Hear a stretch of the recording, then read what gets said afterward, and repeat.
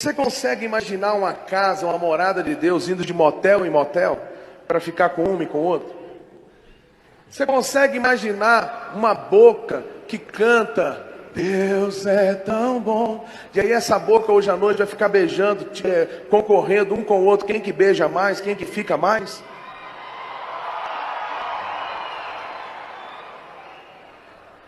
Como assim? Você tem que tomar uma decisão. Ou você vive para suas paixões, ou você vive para Deus. Ou você vive para satisfazer o seu corpo, ou você vive para Deus. A Bíblia diz que da mesma fonte não jorra água doce e água amarga. E falando sobre água doce e água amarga, esses dias eu estava lá, eu sou muito ruim nessa coisa de internet, mas eu estava lá mexendo algumas coisas, e aí eu vi um teólogo, que eu até gosto dele, fala muitas coisas interessantes, mas aí ele estava falando sobre justamente isso, sobre música secular.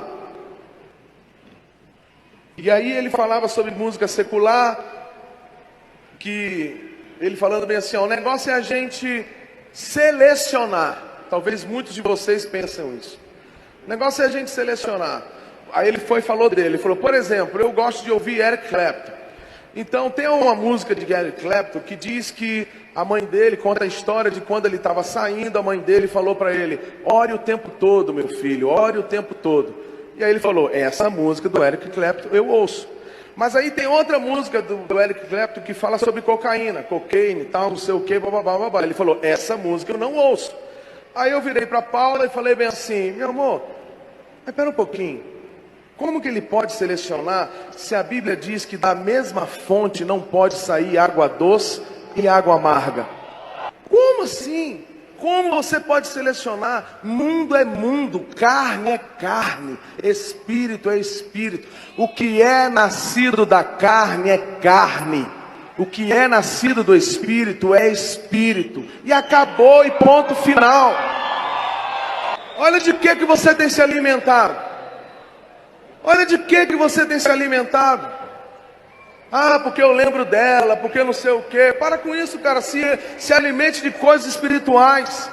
Se alimente de Deus. A palavra de Deus diz é sim, sim, não, não. Você quer conhecer um homem de Deus? Você quer conhecer uma mulher de Deus? É sim, não. Ah, quer ir para a cama comigo? Não. Não e não. E só por causa da sua proposta, acabou por aqui. Aí você chega e fala bem assim, pô, Fernandinho, mas aí tem algumas igrejas lá nos Estados Unidos, na Europa, alguns ministérios até legais que cantam música do mundo dentro da igreja. Vai lá ver como é que está o evangelho. Vai lá ver como é que está a igreja. Você quer que eu te diga como é que está? Existem as exceções, eu conheço várias exceções, mas as grandes igrejas, grandes coisas que você vê lá, músicas, os caras adorando, quando você vai ver lá atrás, nos bastidores, os caras fumando, bebendo, homem com homem, mulher com mulher, é isso que você quer para a sua igreja? É esse tipo de igreja que você quer? É esse tipo de culto que você quer? Deixa eu te falar uma coisa, o diabo, ele age nos detalhes, nas pequenas coisas. Eu fui desafiado por uma palavra agora, em uma conferência que eu tive lá nos Estados Unidos.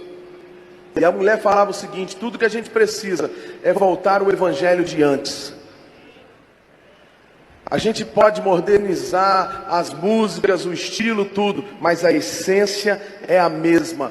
A porta continua estreita, o caminho continua estreito, Jesus continua o mesmo, Ele morreu pelos meus pecados, sim. Ele morreu pelos meus pecados, sim. Eu sou perdoado, sim. A graça do Senhor é sobre a minha vida, sim. Mas a mesmo Jesus que disse, a mesma Bíblia que diz que a graça me perdoa de todo pecado, é a mesma Bíblia que diz, sede santos, porque eu sou santo. E sem santidade ninguém verá o Senhor. É a mesma Bíblia.